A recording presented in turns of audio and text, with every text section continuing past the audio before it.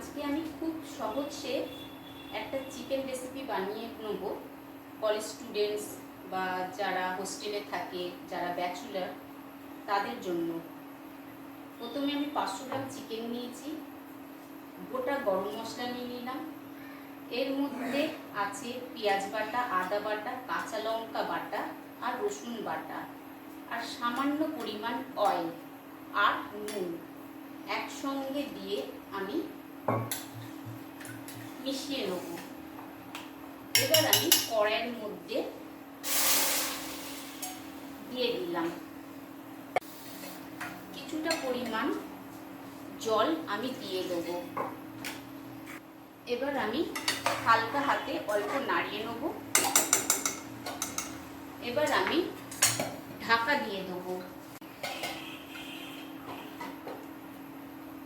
এবার অনেক college student আছে যারা পড়াশোনা করে, তারা পড়তেও পারে, আর এখানে ওনাদের চিকেন হয়ে যাবে তৈরি।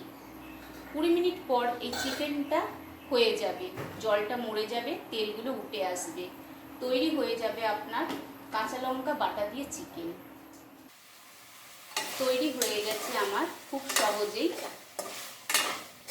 গ্রিন চিলি দিয়ে চিকেন। তৈরি হয়ে গেল আমার গ্রিন চিলি দিয়ে চিকেন।